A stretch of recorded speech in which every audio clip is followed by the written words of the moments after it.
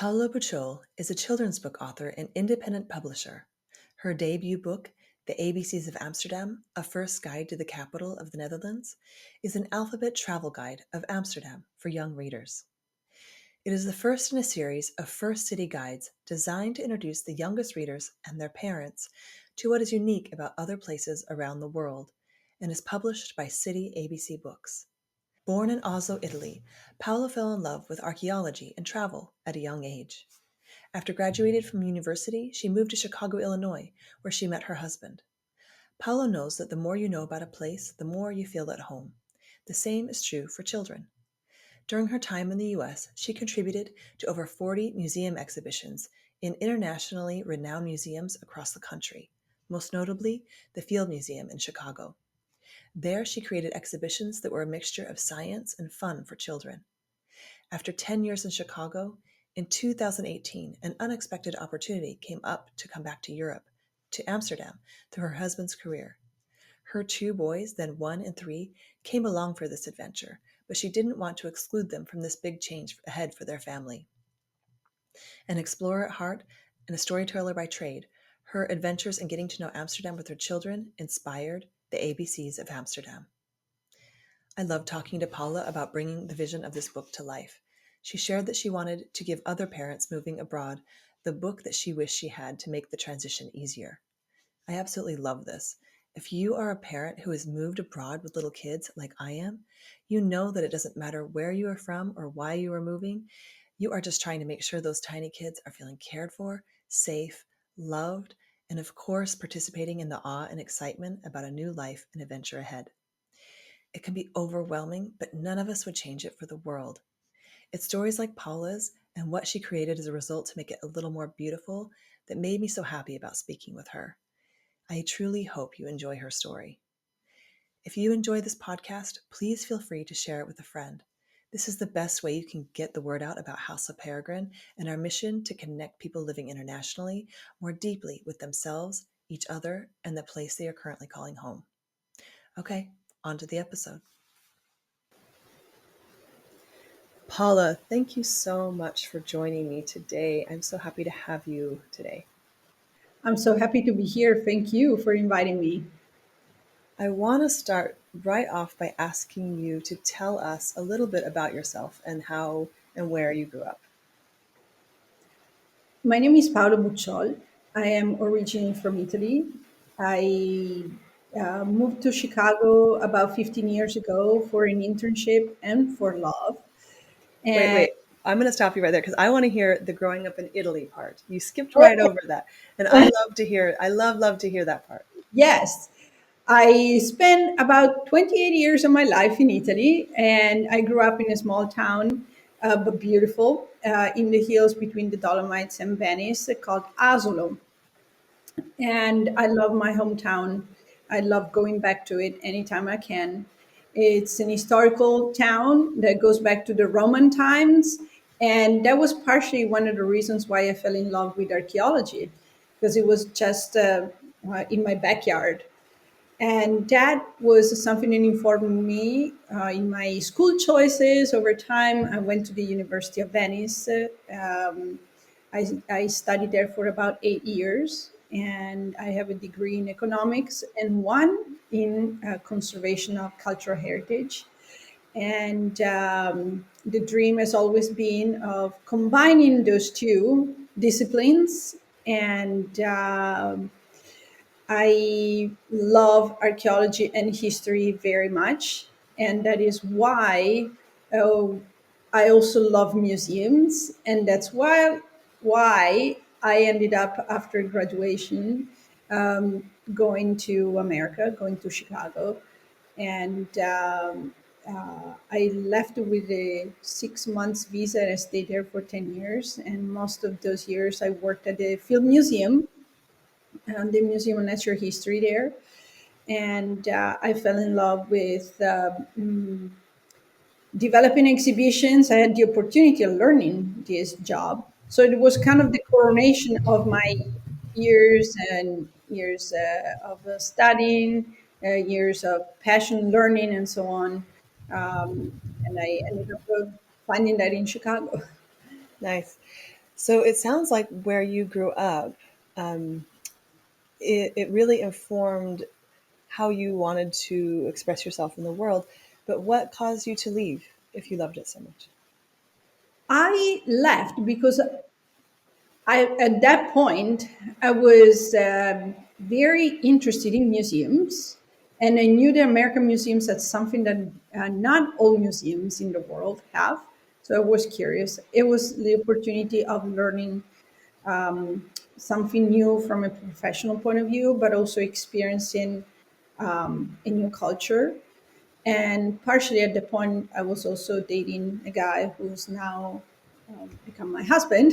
So there was a combination of different things, that, but mostly the concept was exploring, exposing myself to something new. So new professionally, new personally, new also from a relationship point of view. So Yeah. it was a So, combination. so at some point during when you were growing up, you thought, I want to explore, and I know I love these things. Yes, Yeah. I have to be honest.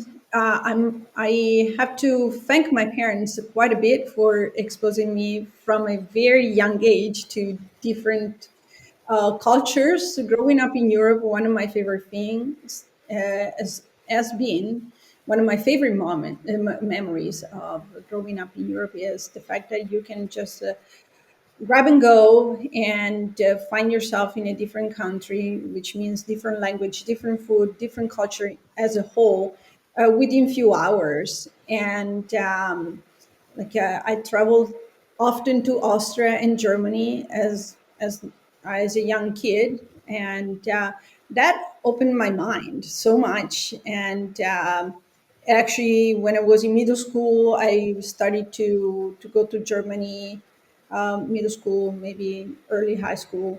I started to go to Germany on a family exchange and things like this. And that was a trampoline, I guess, for me, because it was just amazing to me that I could learn a new language, that I could appreciate how other kids lived and live in a new house that has different things, different habits, and so many different everyday things on top of the big differences in cultures. I just love that so much. And oddly enough, I find myself so interested and so kind of also encouraged to keep on exploring by my family. So Yeah. it was a great combination of things. And so your parents embraced that. They gave you all the opportunities, and so then it was just natural for you to go explore after that.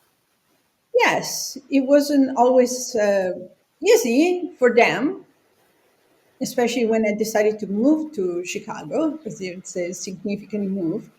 Yeah, But if you met my mom, she could tell you she would talk your ear off about kids moving across the ocean. So yeah, yes, you mothers know, are always the ones. yes. And I kind of start to dread that moment because I know that it will come with my own children probably. And I hope they will be as good as an open minded as my parents have been. No, I have to say that the all exposure that I have experienced growing up really led me to this. It was quite natural, as you said, because yeah, I felt at ease being somewhere else. I feel still at ease being somewhere else because I bring so much curiosity with me, Yeah, and I just love to see new places and meet new people and being surrounded by different cultures. And yeah. yeah, So your journey from university took you to Chicago, and as yeah, you said, you worked at the Field Museum there. Tell us about that journey. So you moved to the U.S. with a 6-month visa, yes. stayed for love and maybe a love of the culture a little bit as well, and your job. What were you Yeah, doing? Tell us what you were doing there. I I left in at the like midsummer of 2008, and 2 days of few days after I arrived in Chicago, I started. my internship at the Film Museum. And after 6 months of working in two different departments, I decided to stick with one, and that was the exhibitions department. And that's where I had probably one of the biggest and best opportunities in my entire life of learning a new job and great team, fun people to work with, a great project I was working on. And what was that project? Tell us about it. It's um, it's an exhibition called Mammoths and Mastodons, and it was about mammoths and mastodons. And it's an exhibition that opened the day before I turned 30, so even more special for me. And it was a lovely project that also allowed me to use some of my personal interest and passion for archaeology, uh, and allowed me to learn so much. It's an exhibition that traveled for 10 years after opening in Chicago, and it went kind of around the world essentially. And it's What was your part in the exhibition and creating it? Yeah, I was working as an exhibition developer assistant, which means a person who works with curators and many other people in the museum, from collections managers and all the exhibition team members that put together the exhibition to kind of translate scientific content into content that is more approachable by everybody. And so I was writing text for exhibitions. I was developing interactive experiences, video scripts, and so on. And it was just amazing how much I was learning in a different language, and it was quite a journey. So you And found yourself translating not only scientific research into something everyone can understand, also in English, which is not your native language. right, That's amazing. Like that's just like so much going on, and you're like loving it. You're just like in it and happy. yes, I was absorbing so much, both from a, professional point of view, language point of view. I was just immersed in it, and I was lucky to find amazing people to work with, and they welcomed me as part of their team, and were also open to guide me through it, because it is not easy when you are not the speaking the local language as fluently, because as my husband always says, my level of English right now is much different from the one that I had when I moved to Chicago back then. So I was learning a lot on the go, Yeah. essentially. Yeah. And they were open to that. So it made a huge difference that they didn't mind that you weren't maybe a native English speaker, but they were able to see past that into what you brought. Yes, I would say that about each and every person that I worked with. Yes. And what do you think that does for institutions or even art exhibitions to be able to set that aside, and maybe have patience in a different way? What what do like what Yeah. in your experience what happens? Everybody has their kind of personal and cultural background, and it is, I believe, it comes with a different point of view, different kind of take on things. Just the way we express a concept is very different, and so it brings different nuances, and it opens an opportunity to explain at different level the same concept, for example. I don't have a specific example in mind, but even just if I'm looking at a work of art, I'm sure that as an Italian, because Italian students are exposed to so much art history throughout their school years, they bring in that perspective, compared to maybe other people who are maybe more into the practical aspects of art. So we bring more art history in the mix, and maybe other people bring in more, you know, more about the technique, for example. So it's for me, um, it was. It was a perfect storm, essentially, a perfect combination of me willing to learn and people around me that were willing to teach and were willing to put the time and willing to also value my contribution, because that's also important, right? Yeah. Because, Well, and in as a result, you got an exhibition that toured the world for 10 years, as you said. yes, Yeah. yes, it's still my favorite. I think I say publicly that it's my favorite project ever. Yes. Yeah. Yeah. So I want to get to your books eventually, but I want to do the last part of your journey before we do that.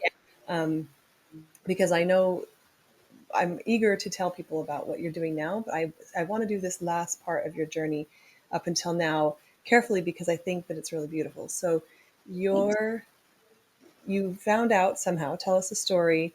You lived in Chicago, you were working at your basically your dream job. Um, Mhm. what was that? What was the next step?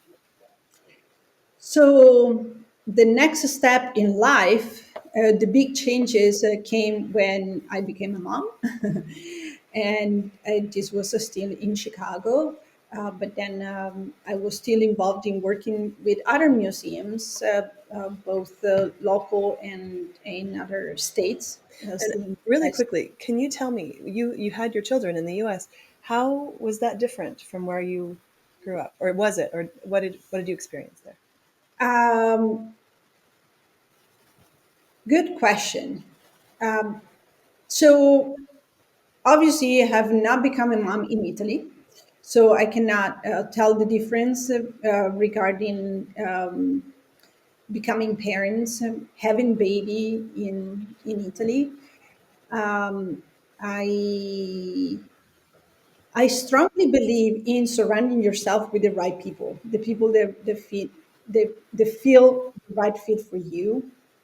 So for me, it was a matter of finding the right doctors and setting myself up for success in that sense, for sure. And then I would also,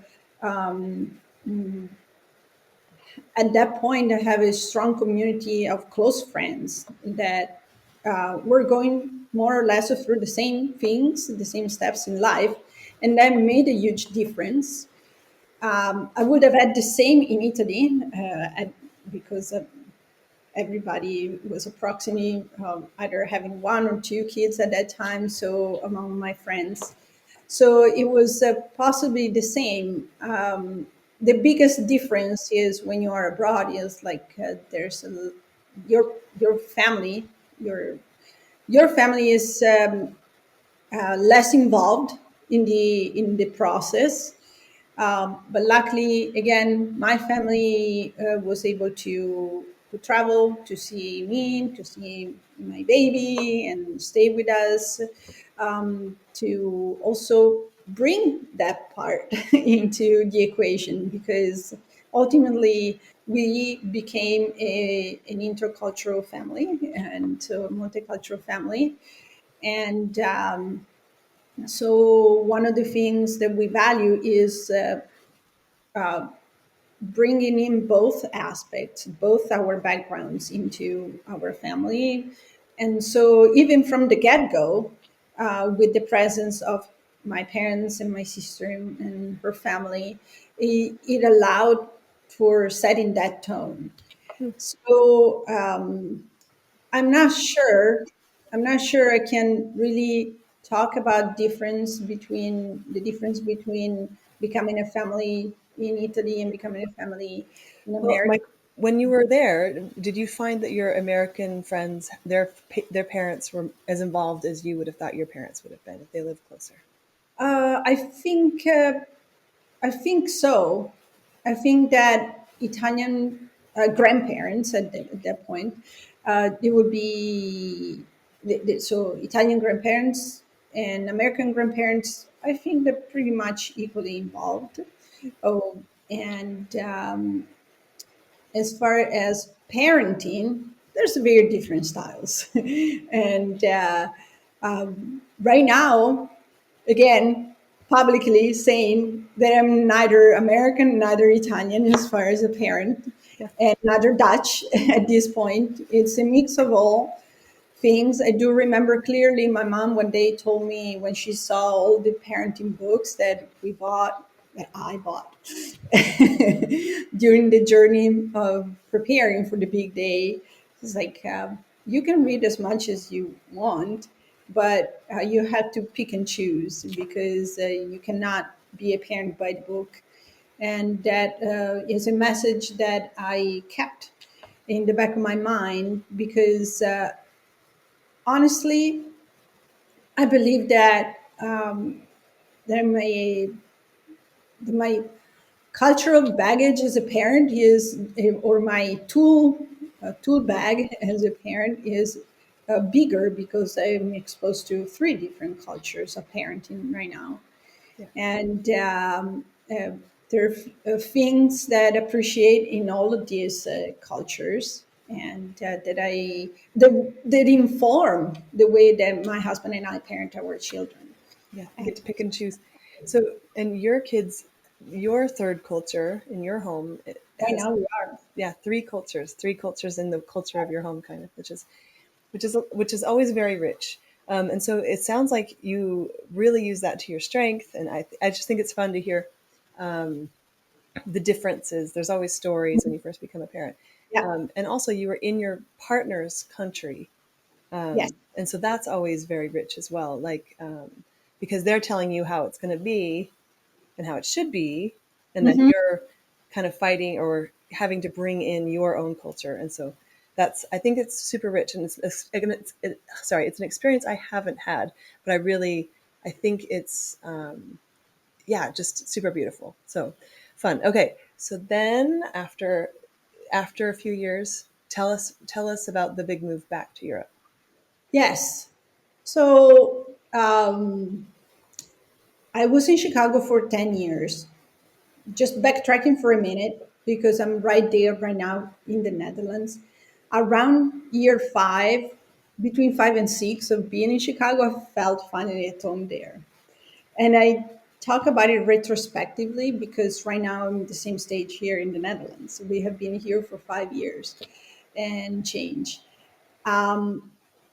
We felt right at home, perfect alignment of everything. And but in the back of my mind, especially, but also an interest from my husband's side, was always kind of coming back to Europe, not necessarily to Italy, but to Europe, to have again that experience of being exposed to so many things within a small amount of space, within a small geographical area. And at one point, uh, like, what are we gonna do? And it's like it came a little bit of as a surprise because it was not necessarily pursued. But my husband received a job opportunity here from here, and so we decided to take it. And it's like this is a great time, all these big questions, because now we have two kids, one that is about to be school age, and the other one is a baby. What are we going to do? And this is a perfect timing, because if we don't like it in the Netherlands, we can come back and our older son can just fit right back into his school path. And we moved here. And I remember I was in Italy when we kind of made the decision, and my husband was in America when we made the decision. We were looking at houses, and we were looking at discussing different things that surround a relocation. I said, we're going to give it a try. My husband, especially, believes in I would prefer to regret the decision instead of not have the possibility to regret it. Yep. I don't know if I necessarily believe in the concept of regret, but I felt that given all the conditions, I was in transition, job transition at that point. The kids were also in perfect age for relocation, and we did it. And it was end of October 2018 when we moved it to Amsterdam. Wow. It was just right before the days started to get very short. So we got to enjoy a little bit of it Yeah. before winter came. Before the thing, before the weather where we all forget why we moved here for approximately 6 months. Then it's Yes. back to this is the best place ever. No, and so you left somewhere. It sounds like Chicago was fine. Like it felt like home. You were fully feeling Yes. it, and then adventure called, basically. And Yes. it became the opportunity that you knew in the back of your minds you might want to make it to Europe, so you Hmm. just took it. And isn't it incredible how that matrix of children's ages and everything just has to play out so perfectly? Yes. And so when you arrived in the Netherlands, tell us the story of where you were and how you evolved into writing these beautiful books. Yes. We arrived at the end of October, and so soon we were about to experience the big celebrations related to Sinterklaas. And Sinterklaas was probably the biggest first cultural exposure that my kids had. And I didn't know anything about Sinterklaas really, other than a few things I read here and there. So, right before, well, once we decided to move to the Netherlands, we started to talk to our kids about the Netherlands and teach them a few words, showing them videos, cartoons, and reading books about the country that we were going to move to, which we started to call the land of windmills, tulips, and bikes. We wanted to kind of give them some benchmarks. Like once you get there, then you will start to see a lot of these things. We were off with the tulips because it's not tulip season, but you can see references to it in different ways to here in Amsterdam. And we moved here, and we started to walk around the city. The kids, we took the kids to see the one windmill here. And then this encounter, almost face to face with Sinterklaas, happened, and we had to learn to put the shoes out.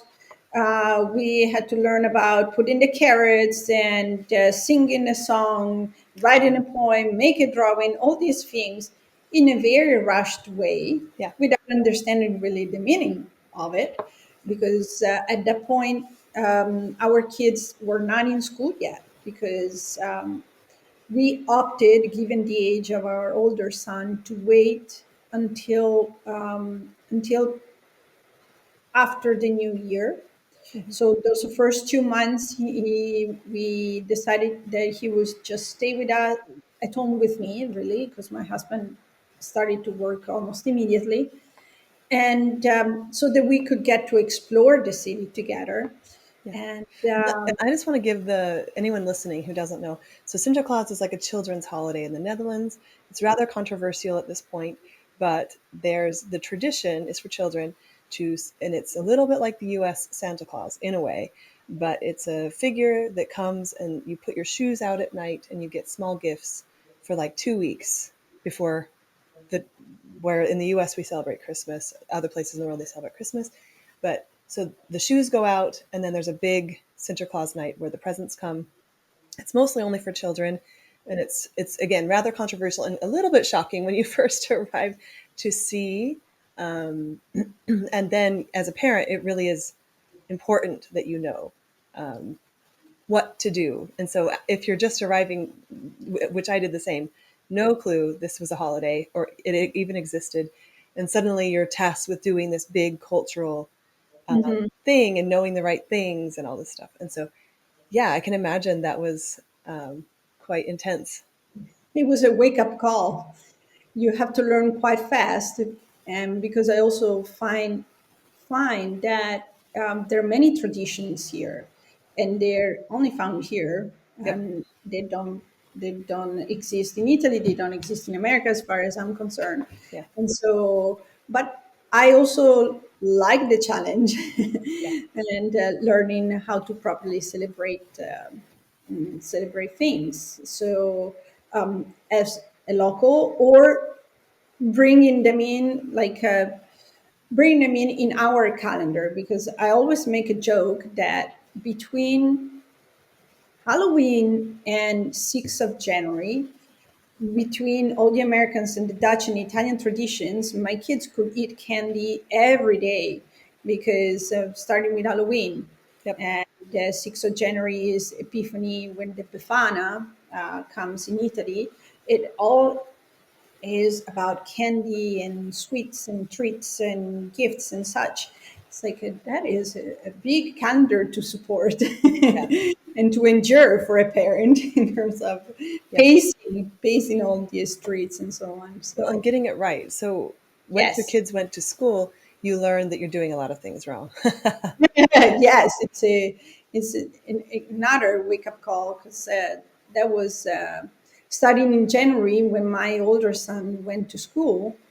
That it was real immersion in the Dutch culture. Yeah. And the first thing that was really unsettling to me was the holiday schedule, the agenda, the school agendas, so many breaks, a short summer. How are we going to fit in visits with families, since we have family in two different parts of the world? And Yeah. you get adjusted to it, but it takes a little bit. For example, that is one big adjustment. And then yeah, explaining to the kids why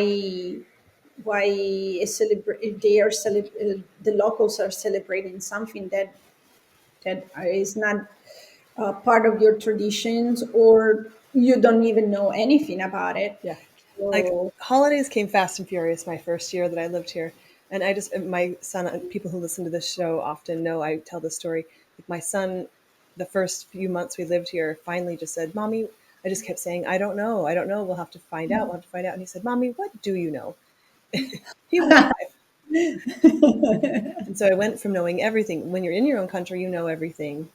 And when you move to another country, and as you know very well, twice now, you get to not know a lot of things, which can be exciting if you have the right, but also you do flounder sometimes and have to make it your own.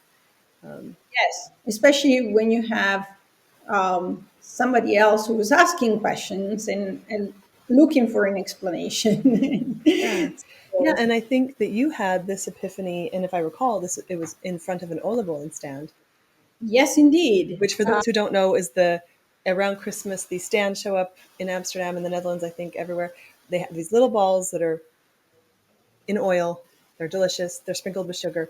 They're everywhere. So you had an epiphany in front of one. And what was that epiphany? I think it took me 2 years to uh, really understand what an olive oil was, and to start to understand that all these stands were popping up. And it's like, I had this epiphany. How So something was already kind of starting to gearing up in my head about, oh, I really have all this experience in writing and in the museum world. Right now, I can't access the museum world right now, because I put more effort in figuring out my children's integration, rather than focusing maybe on learning the language. Anyway, some choices. Everybody make their choices, right? About how to put to prioritize. When people ask me why I don't speak Dutch, I always just say I had 3 toddlers when I moved here. Yeah. Keeping their nervous systems afloat was my job in Yes. an international move. It's not an excuse, but it is important work, and you do have to choose your battles when you have tiny kids like this. Yes, I agree with you on this one. And especially because no matter what, even for us adults, it's overwhelming. And there's so many things to get adjusted to. But anyway, I ended up, I like sweets. I like another public revelation. But it's also one of the things that I value when I travel. Like I like to taste different things. And Oliebollen, at one point, I understood what they were, and they were seasonal treats, and they were specifically just in the last days of fall, beginning of winter treats. And one day I was just in line, and I was like, with all the things that I was thinking about how to put myself back into the professional field, essentially, like ideas that came up, and the idea of writing an alphabet book about Amsterdam as a way to explain Amsterdam to new coming kids. So kids who would just arrive, families who would like to explore as a family the city that they just moved in, or to help them prepare for their move. Because I think that even between when we moved here and now, there's so many more people who decide to make Amsterdam their home. We were, and I noticed that at the schools that our kids attended, between my older and my younger classes, there's a big difference. So there's so many more international families who decide to relocate to Amsterdam, even if already was a big expat destination almost 6 years ago. But I found that this idea of the book was one of few ideas that I had, and this came to fruition. And I approached it as I would have approached developing the content for an exhibition. I created my team, which I enjoyed doing very much, working especially with the illustrator. And I loved being in a creative project again, and I loved that it was also an opportunity to learn a lot about Amsterdam, about the history, about the culture. So I I sat down and I wrote down the letters of the alphabet, English alphabet, because many people ask me, "What language did you write the book?" I wrote it in English because that's my writing language at Oh, this point. And I also translated it into Italian, but I had to ask my friend Julia to kind of edit the Italian translation, because at this point, uh, writing in Italian doesn't come as flawless as it is used to, and yeah. this is So hard. this is new for me. So sometimes there's like mother tongues, and you start a relationship in a language, but you also have a writing language. Yes. That is really, really cool. So you speak two more languages? I right now I claim that I speak two languages. I speak two languages, but over time I learned many languages. Yeah, of course. And then do you speak a certain language at home? We speak mostly English. Mostly English. And their kids speak Dutch at school, and then you Yes, write in English, but your mother tongue is Italian. And Italian, which this, my kids speak with my parents and my family, oh, and with some Italian friends. Yeah. okay. Well, I love this idea of writing language. Okay. And so you Yes. decided to first write it in English. Yes. And it came natural. It was like the olive bowling. I owe this olive bowling so much. I was there, and it's like I have this idea. Oh, it's going to be for olive bowling, and then from there, very few letters I had to struggle with finding the word that I would attach to them, because I strongly believe that the more you know about a place, the more you can appreciate it and possibly love it.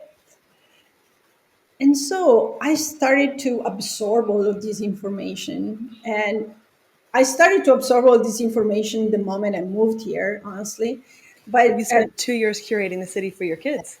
exactly, exactly. So those 2 years, I actually should credit my children really as a content experts because I saw Amsterdam also through their eyes, through the age of a 4 and a 1.5 year old.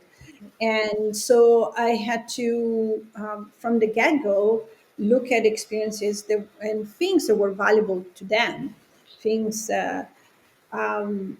For example, the playgrounds. The playgrounds, they're one of the most interesting things here in Amsterdam. I think for any foreigner, for foreign families who come to Amsterdam, they will immediately notice how many playgrounds there are in the city, and they're just beautiful, and they're everywhere, and big, small, just two things, just two pieces of equipment to qualify as a playground here. And the museums that are open to people of all ages, from babies to elderly people, and there's always something for the children to do. And then the restaurants with their things for the children, whether it is the drawing paper and colors, or the little kind of uh, play corner. There's a it So was the revelation that this is a place where kids belong to, and there's a space that is made for them. yeah, And it was great. It was great to enjoy all of these things. I had And the same. I moved here with similar age kids, and I just yes, remember feeling like I'm welcome too as a mother. So yes, it was my children are welcome, but because my children are this age, they're always with me. So therefore, I'm welcome, which made me think everyone's welcome. yes. There's a one place. When we moved here, we stayed in a temporary housing, and not far from the zoo, and not far from the temporary housing that we were staying at. There was a beautiful cafe. Shall I say the name? Sure. Well, Dignita, the one by the former Hermitage Museum. Yeah, we've been there a lot. Yeah.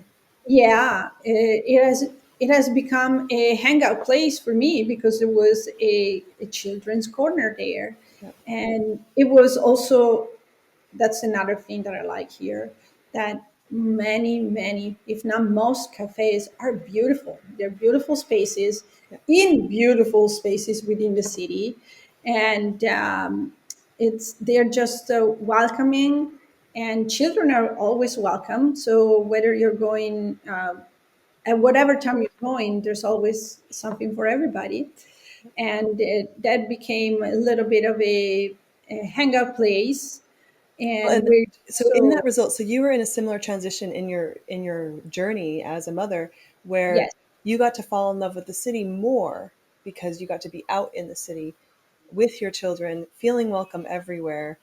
For me, that's one reason I fell in love with Amsterdam is because of that. Because in that moment of your life, you can be feel like you're relegated to indoors or to like children's places, or you can feel welcome in the city, and that's a major difference. So now that your children are away at school, those are still your favorite places. That's an incredible insight that maybe other cities don't have. It's like it's only allowed for adults, people, but there's so many transitions we go through as humans that Amsterdam does account for, and maybe other cities, but I haven't found them. there might be some, but this is particularly kind of multi-generational. Let's put it this way. Yeah, When yeah, the same place, you always find there's another favorite place is the Vondeltown, yeah. the cafe with the big playground attached. A playground that is also one of my favorite because it is a historical. The I always say that the kids of Amsterdam play at playgrounds that made history of architecture because, and urban kind of design, because Aldo van Eyck was the urbanist who designed many hundreds of playgrounds. Very few of them still exist, but those bars and the domes and the kind of the big sandboxes surrounded by kind of the stone rings and so on, those are his signature, and they have been studied kind of as a social element, not just an urban design and playground design. And those playgrounds are my favorite. And the Vondeltown has some original elements I read from Aldo van Eyck, which is they are almost 80 years old right now. So check Yeah. that out while you drink your beer or your Coke or whatever you're drinking, and you can play. Yeah, but Because that, it makes a difference to the soul of the place if an architect is building children's play architecture. It's a totally different mindset that I just loved when I was in that point of my life. It was so nourishing to have a city that is that attuned to the full spectrum of human existence and ages and everything.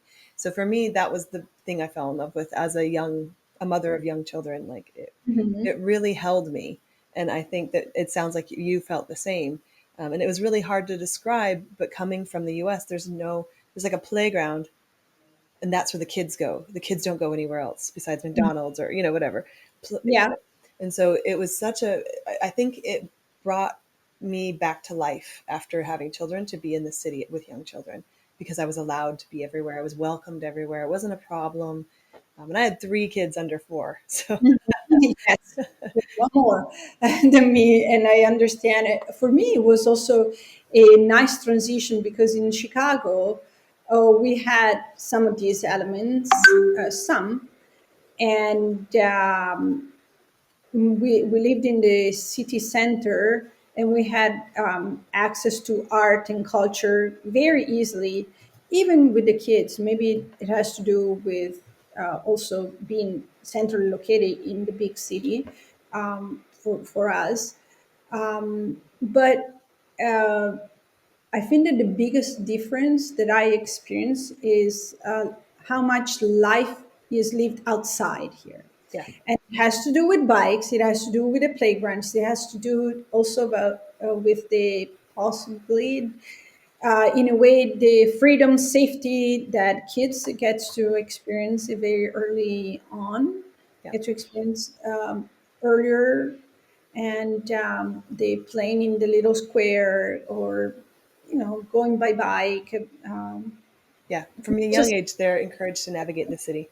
yes, Yeah. and my biggest regrets has been for a while now that we didn't invest in the buckfits earlier than we did, because that's a life changer. So any parents listening to this who don't have buckfits but have more than one child, consider that. Just do it. Yeah.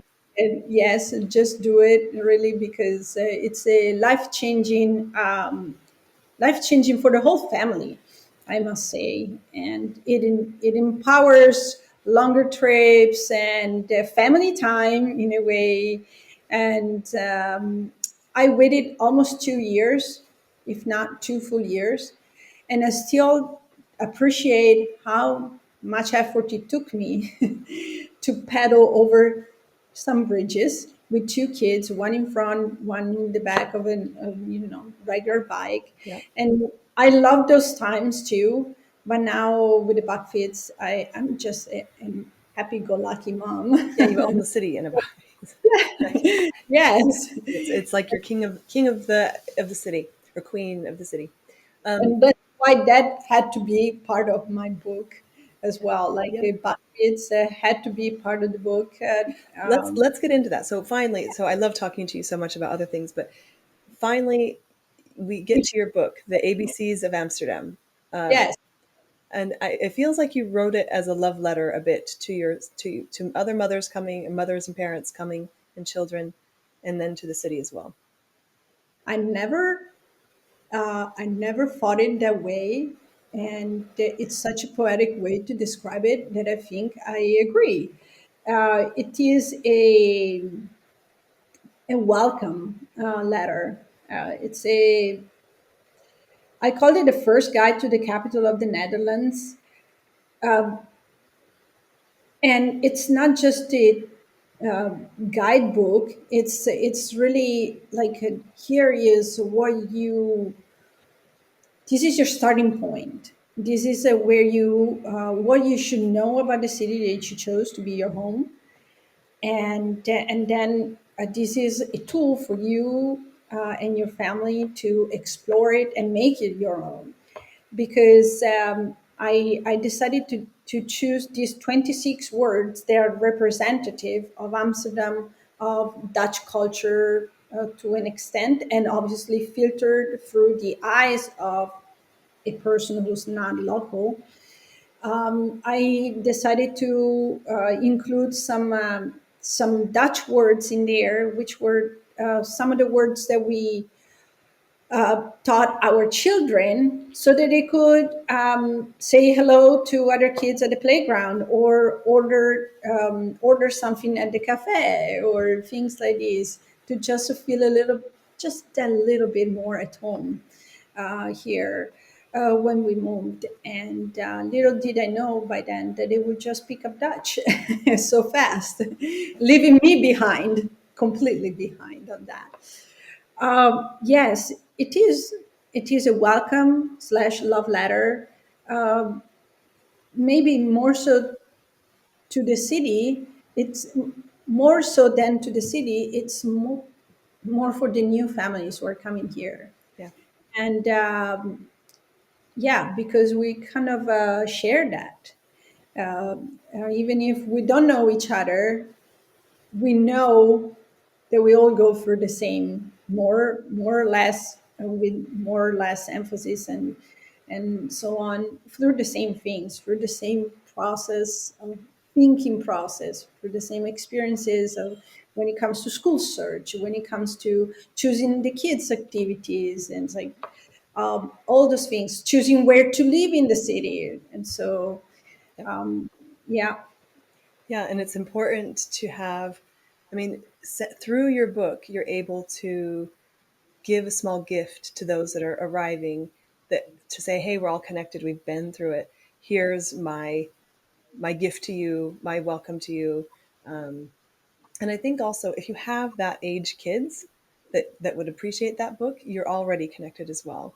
And we always say at House of Peregrine that you can have more in common with someone from across the world than from where you grew up. And this is that idea where it's a unique experience to move abroad, but then it's a unique experience to move abroad to Amsterdam.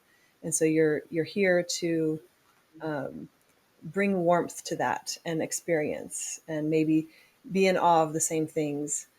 Because maybe if a Dutch person would have written it, they wouldn't have noticed the same things. Because as we all know, in our own culture, we don't see things are just normal. Yes, that is very true. And I, before publishing it, I shared the draft and some ideas about words for each letter with some Dutch friends, and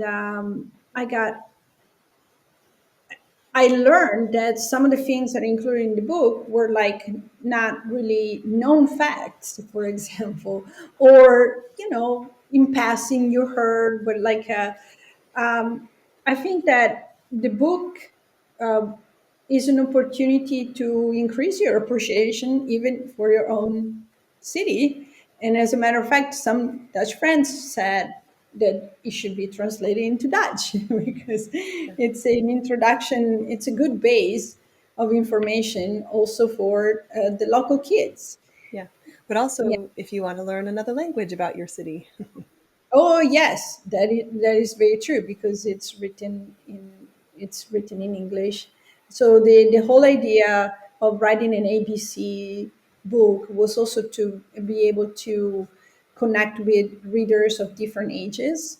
Mm. Um, and having it fully illustrated also contributed to that. And I wanted to be visually beautiful, to have a different hierarchy of text so that it could appeal to the young readers who are starting to learn the letters, so they could recognize the letters, and the bigger ones who could get a deeper information about the city, and also including kind of a tip that would be either for very curious kids or older kids, or for the parents to kind of stimulate this adventure of discovering the city together. Because if you go through this book, there's the whole idea is to spark interest, to spark the desire of going out there and explore by yourself. Yeah. And Yeah. yeah. Well, you've certainly done it. It's a really beautiful book and a really beautiful concept. Very, very much from the spirit of what House of Peregrine is about. So I really connect with what you're doing. Tell me so this book you can purchase already. Yes. And tell me what's next. What's next? What's next is another book in the making, similar to this, the ABCs of London, because right now London is the top in my list of favorite places, and I just yeah, I fell in love also with that city after many years of often not visiting. I recently visited again, and I've been back a few times since. It's a That is a huge city, and when I come back to Amsterdam, I feel like I'm a little bit in a village, a very active, very active, very energetic village, which is what is attractive about Amsterdam too, because everything is very close. And at one point, you cannot go by one day without seeing somebody you know. Yep. And it makes it home. Yep. When you start seeing people on the street, say hello to a couple people here and there in unexpected places, that means you are local at that point. Yeah. If not culturally, at least you belong here at one point. You feel that way, and that's when I was talking about a 5 years mark in Chicago. That's where I am right now here, and it feels good. It feels good to feel at ease, that you belong, that you're living. It's kind of unlocking a different level of in the experience of a relocation. And yeah, so next book is going to be a London book. My dream would be to, because of my passion of archaeology, would be to write about ancient cities, not just modern cities. Oh, So we will see if that will come to fruition. That I guess that will depend on me mostly. yeah. So But that's yeah, really also an interest of mine. I think it's really, really fun because you can learn a lot about the future from the past. So it's really cool. I do believe so. That's probably where my interest in history comes from, because the city, any place, and any person, any place, anything is what it is today because of what happened in the past. So learning the history tells you so much about what you are experiencing today, and that's why I imbued the book with historical fun facts, because it brings the city to life. It gives information, and it tells you why things are done in this way here Yep. compared to how they're done somewhere else. I always And say it gives you a hint of the cult behind the culture. yeah, yes, yes. Yeah, that's very cool. Well, I love your book. I love what you're up to, and I just I wanted to ask you one last question because I ask this a lot. So when you think of so you're here in the Netherlands for 5 years, feels like home. When you look out 20 years with your kids, and like you said, I loved how you said you dread every day them flying away, but you're also looking forward to it and hoping. How do you think about that? How do you not even plan for it, but how do you prioritize things? Because people our age, in with kids that are now school age and now going into middle school, for me, it's like, there's no roadmap to what life No. should look like. It's open road. So how do you think about when your kids get older, where you'll settle, where is home, where is your final destination? How can you walk me through? And maybe you don't know, which is also okay, but I'd love to hear. Well, we are in a place of we don't know exactly yet, but there are things that start to pop up because our older son in 2 years will be confronting the big decision of the high school, um, the process, not decision, the process of high school, but also the decision whether he wants to stay in the Dutch system or he wants to go international, for example. And also the timing of choices. Like you don't want to disrupt the children's life so much. Yep. So you kind of go like with the big school transitions, for example. Hmm. So even just of thinking of, oh, let's move to another city in the Netherlands, for example, Yep. see that, or just outside of Amsterdam, that has a lot of things that come into place. My husband sometimes jokes, sometimes he's serious. Oh, maybe the children should consider going to college in America. Maybe I respond because I went to university in Italy and I have great memories as much as he has fond memories of his experience in America, for example. So I guess that as the kids grow older, they also have a lot to say into these decisions their about their life choices. But there still are family choices, and like there's always, as an expat, you can feel like you belong into a place, but you're not 100% from that place. Yep. You don't have that 100% attachment that you feel to for us to America or to Italy, for example. Like, and so it's your home by choice rather than by by Heritage. yes, let's say it that way. So there's a lot of opportunities, I guess. I guess that I see them as opportunities rather than as and so the process might be challenging to get to the decisions. I envision it to be this way because there's so many options, Yeah. and I Over find so many choices and options, really. Like where do you want to go to university, in the Netherlands, in Italy, or in America? It's like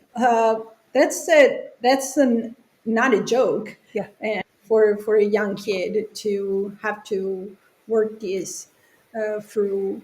And I think that there's a lot of conversations in the future about all of these. So you see it But as a work in progress, it sounds like. yes, I And see it as work in progress. I cannot tell you where we will be in 20 years. And I which is not something a lot of adults can say in the world. that is right. Yeah. That I is don't right. know where we will be in 20 years is not something a lot of adults say. Yeah, it is true. I feel that I cannot project myself either. That's also a little bit of a personal, but also part of the experience. Like whenever something happens in your life and you decide to pack and go, you always think this might happen again. And so that's where the power, the willpower kicks in. No, we're staying put, even if the choice is very attractive. Or what is really going to be the gain in making that next transition. For now, I don't want to do any transition. I was like, I um, I dread moving to a new house again. Yep. There's just moving is a big undertaking. After you move so many times, it's like because like here we moved 3 times essentially. In Chicago also a few times, so it's like we want to feel at home in one place, Yeah. and it's I think that. I have a T-shirt with an embroidery that says, "I don't know where, as long as we're together," and I buy that concept. I strongly feel that way, and I love that. Yes, that we are a family who relocated here, and we the goal is to retain the family because be, and and kind of let all these influences in and process those as a family and make it our own, whatever we like and that sticks and that talks to us and that speaks to us. And I love that. And I also, one thing that we were touched a little bit on, it's like living in a different culture from where you grew up. Moving to the Netherlands is for my husband and I the first time that we live, each of us, in a culture that is not our own. Oh, yeah. And especially for my husband, it was a significant change, I think, because it was the first time he lived this long time away from America. And it's a defining experience. It just life, life is changed. And I think in many ways it makes people who you grew up with or people you encountered and you left behind in your previous place and so on kind of curious about the process, because not everybody can relocate. Yep. It's not for everybody, right? Yep. But we love to have people visit. Yeah. We love to show how we live. We love to hear what they feel like about our lifestyle. Yeah. And we might be jealous in a way of the fact that they just chose where to live and they don't have to think about where to move next if as an option. Yeah. They don't have to Or translate anything. They don't have no, visas. Yeah. like they don't have to deal with all of that stuff. But at the same time, I think that the biggest challenge, not the biggest challenge, but also in a good way, not in a bad way, is really keep us as a family grounded Yeah. and acknowledging where we all come from and where we all are. Yeah. And the ABCs of Amsterdam was my attempt of um, sharing this the that ground. So I have kids and families who move here covered in a way, and I love the fact that the book is a gift that the summer relocation companies give to the families who move here, Yeah. and I think it's a great way to help them in the first days, weeks, months, maybe as a little reference. Yeah. I would even Yeah, buy it as a going away gift.